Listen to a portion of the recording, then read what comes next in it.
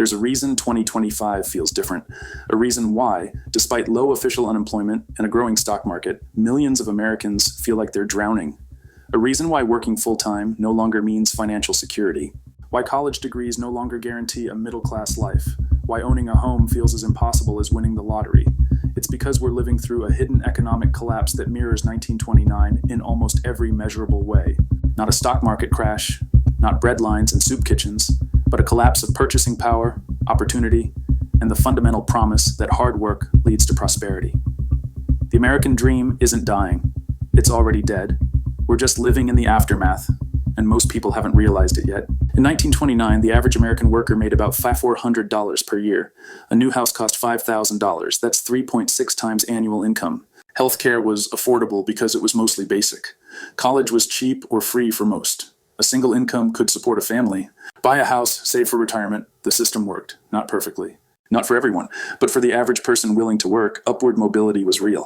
By 1929, that system was breaking. Wages had stagnated while asset prices and living costs soared. The wealth gap had reached levels not seen since the Gilded Age. The stock market was at all-time highs while ordinary people struggled, and within months, it all collapsed into the Great Depression. In 2025, the median American worker makes about $60,000 per year. The median house costs $420,000. That's 7 times annual income, double what it was in 1929. Healthcare costs bankrupt families even with insurance. College requires decades of debt to attend. 2 incomes can barely cover rent, let alone save for a house. The wealth gap is the widest in recorded history. Billionaires are building rockets to space while families are choosing between medicine and food. The stock market is at all-time highs while ordinary people struggle. And the same warning signs that appeared before 1929 are flashing red right now. This is the story of how the American dream died without anyone noticing. Why 2025 is economically identical to 1929, and why what came after 1929, the Great Depression, should terrify everyone paying attention today. Let's go back to 1929 and understand what life actually looked like for ordinary Americans before the crash. Because the standard story is wrong. The story you learned in school is that the Roaring Twenties were prosperous. Then suddenly in October 1929, the stock market crashed and the Depression began.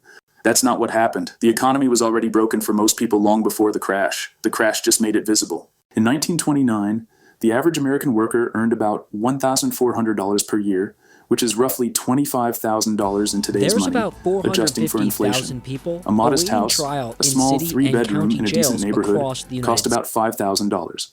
That's 3.6 times the annual salary. You could save for a few years and buy a house. You could get a mortgage and pay it off in 10 or 15 years on a single income. Your grandmother's generation did this routinely. College, if you went, cost a few $100s per year. Many state universities were free, or nearly free. You could work a summer job and pay for a year of college. Medical care was relatively affordable. A doctor visit might cost a few dollars. Major surgery might cost a few hundred. There was no health insurance industry because you didn't need insurance. You could afford medical care out of pocket. But beneath the surface stability, the economy was breaking for the working class. Between 1923 and 1929, worker productivity increased by 43%.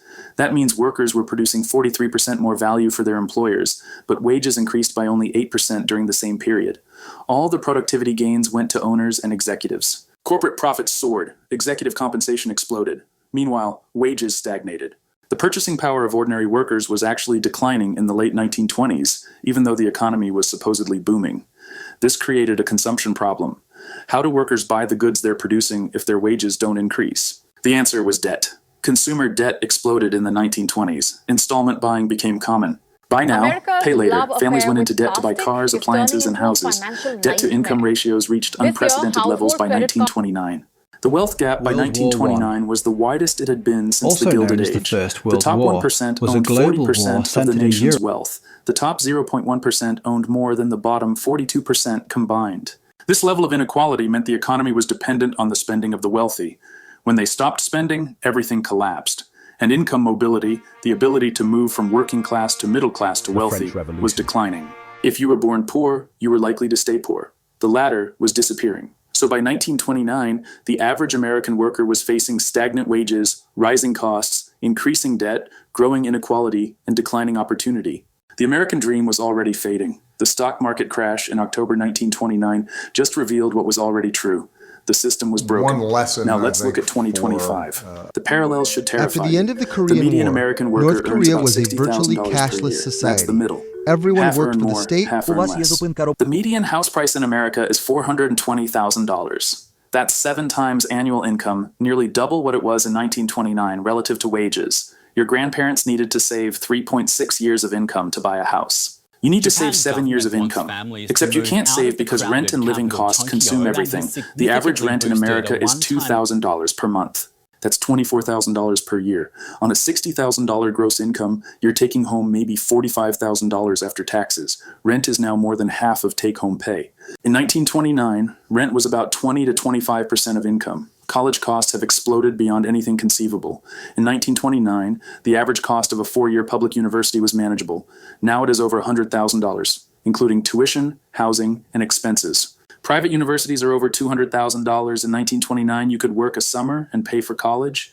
In 2025, you can work full-time year-round and not cover tuition alone. Student loan debt in America is $1.7 trillion. The average borrower owes $40,000, and many owe over $100,000. This is debt that cannot be discharged in bankruptcy. It follows you forever. Unlike in 1929, when a college degree almost guaranteed a good job, today a degree guarantees debt and maybe an entry-level job, paying $45,000 if you're lucky. Healthcare costs are the most dramatic change from 1929. The average American family now pays over $20,000 per year for health insurance. That's 1/3 of median income just for insurance. And insurance doesn't mean healthcare is affordable. Deductibles are often $5,000 to $10,000. Co-pays are hundreds of dollars. The Federal Deposit Insurance Corporation, cancer, also known as the accident, FDIC, surgery, was created can still in bankrupt you 1933 even with during the insurance. Great Depression. Medical debt is the Our leading mission is cause to of bankruptcy maintain in America. stability and In public confidence in 1929, our nation's you could financial afford medical system. care out of pocket. One in way we 2025, fulfill our medical mission. care can destroy you financially, even with insurance. Now, let's talk about productivity and wages, because this is where the pattern from 1929 repeats exactly. Since 1979, worker productivity in America has increased by 65%. Workers are producing 65% more value for their employers than they were 45 years ago. Wages adjusted for inflation have increased by 17% over the same period. All the productivity gains, just like in the 1920s, went to owners and executives. CEO compensation has increased by over 1,400% since 1979, while worker wages increased by 17%. The ratio of CEO pay to average worker pay was about 20 to 1 in 1965. It's now over 350 to 1. This is the same pattern as the 1920s. According to Productivity IMF increases. Owners take all the gains. Workers get scraps. The wealth gap in 2025 is now the widest in recorded American history. The top 1% own 32% of all wealth. The top 0.1%, that's about 130,000 households, own more wealth than the bottom 90%, which is 117 million households. This is worse than 1929. The inequality is more extreme than the Gilded Age, the Roaring Twenties, any period in American history. And just like 1929, income mobility has collapsed. If you're born into the bottom 20% of earners, you have a 7.5% chance of reaching the top 20% in your lifetime. The ladder isn't just harder to climb, it's been removed, so let's summarize. In 2025, the average worker faces stagnant wages relative to productivity. Housing costs double what they were in 1929. Unaffordable college requiring decades of debt. Healthcare costs that can bankrupt you. Inequality worse than 1929. And income mobility lower than 1929. The American dream that your grandparents had, where hard work meant home ownership, security, and upward mobility, is dead. You're working harder than they did and getting less. Not because you're lazy, not because you're not trying, but because the system is broken in exactly the same way as it was broken in 1929. Let's put the numbers side by side so the pattern is undeniable. Housing affordability. In 1929, the median house price was 3.6 times median annual income. In 2025, it's 7 times. Housing is twice as expensive relative to income.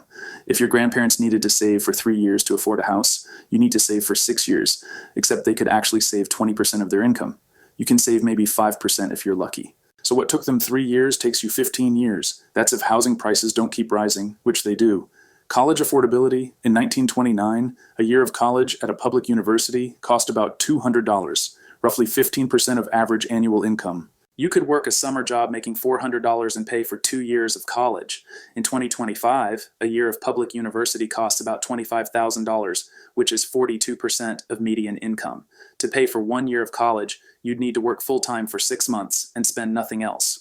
That's impossible. So you borrow and you borrow for 4 years, and you graduate with $40,000 to $100,000 in debt.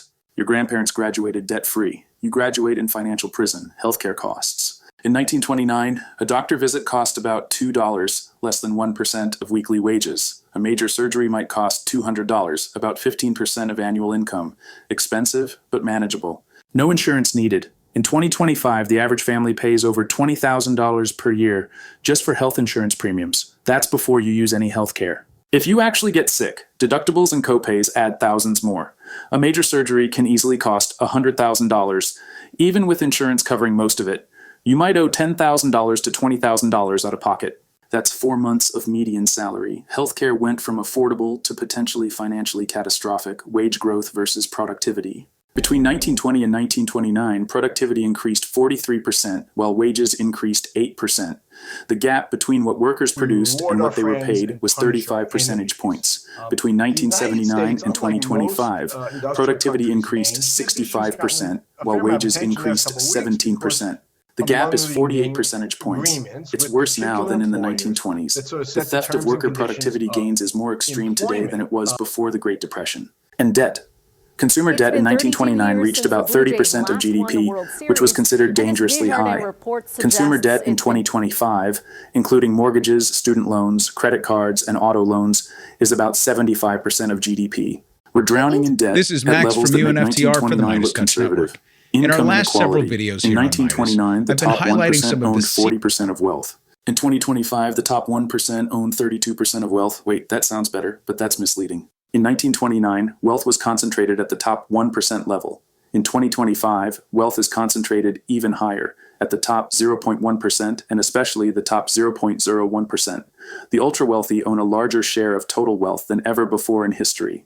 When you account for the concentration at the very top, Japan has recorded 2025 another inequality steep is drop worse. in its population And despite income government mobility. efforts to In reverse the 1929, trend by about income. 12% of people born in the bottom quintile reached Japan the is top having quintile fewer in their babies lifetime. than ever in before. 2025, it's 7.5%. So let's come home. Upward mobility the was better economy during the looks lead up pretty to the Great good. Depression than Could it be is growing today. as much as 4%. The latter is gone. I'm The looking pattern at is some clear. Housing is twice as expensive. College is unaffordable, requiring massive debt. Healthcare is potentially bankrupting. Wage stagnation, despite productivity increases. Debt levels are double what they were in 1929. Inequality is worse than in 1929. Income mobility is worse than in 1929. Every single metric that broke in 1929 is broken worse in 2025. This is not a coincidence. It's the same structural failure. The system is broken in the same way. And what happened after 1929 was the Great Depression. What happens after 2025 is still being written, but the pattern suggests it won't be good. Beyond the statistics, there's a psychological element to why 2025 feels like 1929. It's the sense that the system doesn't work anymore, that the promises you were sold are lies, that no matter how hard you work, you're falling behind. This was the feeling in 1929, and it's the feeling today. In the 1920s, Americans were told that prosperity was permanent, that the stock market would keep rising, that economic growth would benefit everyone, and that hard work meant success. By 1929, ordinary people realized those promises were empty. Wages weren't rising, costs were increasing, debt was piling up, and the rich were getting richer while everyone else struggled. And when the crash came, it revealed what people already knew deep down. The system was rigged. In 2025, Americans have been told for decades that education is the key to success. Go to college, get a good job, work hard, and you'll have a middle-class life. Buy a house, save for retirement. But that promise is dead. People went to college, accumulated debt, and discovered jobs don't pay enough to cover rent, let alone student loans and savings. They were told homeownership is the American dream. But housing prices have increased so far beyond wages that homeownership is now a privilege for the wealthy or those with family money. They were told hard work is rewarded, but productivity increases aren't rewarded with wage increases. They go to executives and shareholders. This creates a profound sense of betrayal. Your grandparents followed the rules and succeeded. You followed the same rules and failed. Not because you didn't work hard. You work harder than they did. Longer hours, more education, more productivity. But the system changed. The rules were rewritten to benefit the wealthy at your expense, and nobody told you. You were still being sold the 1950s American dream in a 2025 economy designed to extract wealth from workers and concentrate it at the top. This psychological realization that hard work doesn't lead to prosperity anymore is what defined 1929, and it's defining 2025. There's also the sense that something is about to break. In 1929, people could feel it. The stock market was disconnected from reality. The wealthy were flaunting obscene wealth while ordinary people struggled. Credit was overextended. Welcome to the Investors Everyone Trading sensed the system was unsustainable, and they were right. In 2025, that same feeling is pervasive. The stock market is at all-time highs. While most people can't afford rent, billionaires are launching themselves into space while families are rationing insulin. The wealth gap is so extreme it feels medieval. Student loan debt is unpayable. Credit card debt is at record levels. Commercial real estate is collapsing. Regional banks are failing. Everyone senses something is wrong, that the system is on the verge of breaking. And just like in 1929, that sense is probably right. The final parallel is the loss of faith in institutions. By 1929, Americans were losing faith in government and in banks. The promise that the system would protect them. And when the crash came, नमस्कार that faith साथियों, died स्वागत है आप completely. सभी का बातें In बाजार की पर। 2025, होपफुली आप सभी ने trust in दिवाली बहुत अच्छे institutions से is at सेलिब्रेट all-time की होगी lows. Trust in और आपका Congress is celebrate 15%. Trust in media is collapsing. Trust in banks never recovered from 2008. Half the country believes elections are rigged.